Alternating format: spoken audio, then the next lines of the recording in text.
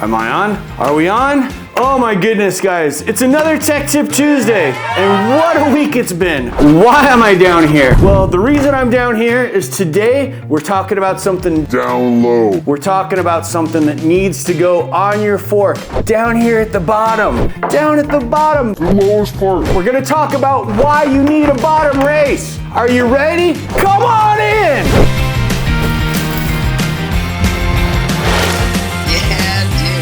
We get asked a lot, hey, I just got a pair of Speedline forks, I got a pair of Supercross forks. Do I need to put a bottom race on there? Can I slide my bearing down? No, don't just slide your bearing down.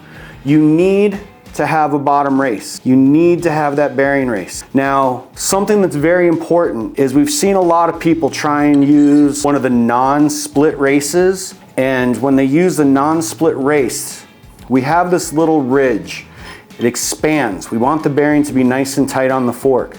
By having the split race, it allows you to slide that on and clip it on.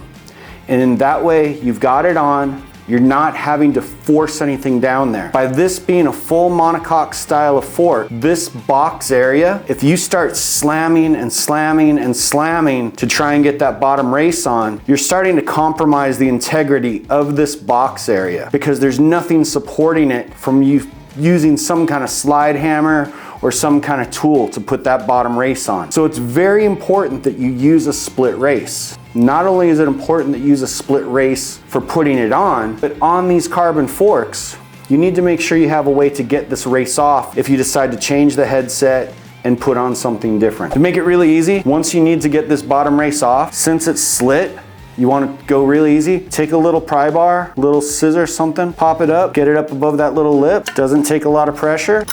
Once you pop it up, slides off. Now your fork's ready to go again, ready to put on another headset. On our larger forks, where it's the 1 1/8 to 1.5, our headsets come with a race and it's split.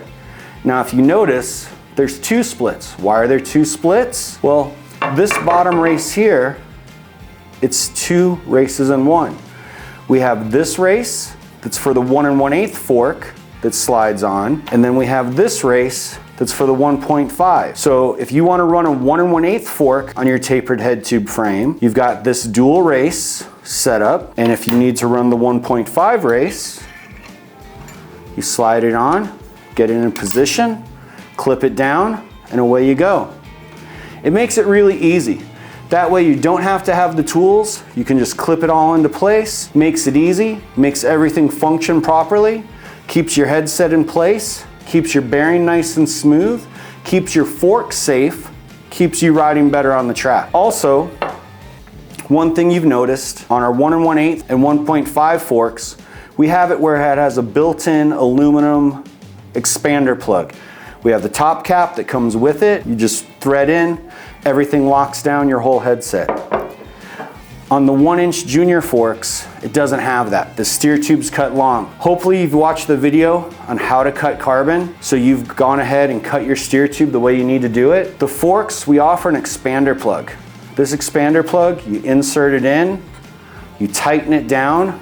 These expander wedges expand out, so it expands out up against the carbon. Once this is inserted where it needs to be in here, we have your top cap that threads down, locks everything down. It's really easy. Don't use one of the regular A headset star nuts where you pound it in and expand it. You're gonna do the same damage to the fork just as if you were to pound on one of these bottom races. Everything's designed to be really easy. Some people try and overthink it, and when they overthink it, that's when they start to cause problems. If you've got a question, give us a call. Go to your local bike shop. They're there to help you. It makes it really easy. All right, guys, so now, once you have your bottom race installed, this is a little bonus tip. We've had a couple people call saying that they don't know how to install their headset. They don't know the way that everything goes on. Obviously, I don't have a frame here to show you, but what I'm gonna do is I'm gonna show you. You've clipped your bottom race onto the fork. You've used the split race, it goes on.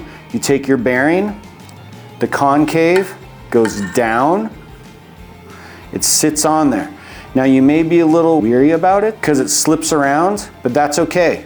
It's designed to do that. That's where it has those angles. And that's what's great about this whole campy design. Then you take the rest of your headset, you take this bearing here, you insert it down into your head tube. You now have a split race that goes down onto the fork. This slides in, that holds your bearing up on the top. Now you have your top cap. The top cap has a rubber lip. This slides down, covers your headset. Then you'll put your spacers wherever you need. You've got your expander plug in place. You've got your stem in place. You put your top cap on. It's super simple, super easy. Imagine that, BMX technology. It's gotten smart, it's gotten easy for you. So hopefully you learned something. Give us a subscribe, give us a like, watch some of these other videos. I'm not sure if you can see all these videos that are up here. We've got all kinds of content we're trying to bring to you. We're trying to make BMX just blow up the YouTube algorithm. Come on guys, let's do this. I need you. I want you to like BMX. I need you to like BMX. Come on guys, look at all these videos. Click, like, share, subscribe. Come on guys, you got this. No, hey, enough watching videos. Grab your bike, let's go, let's go.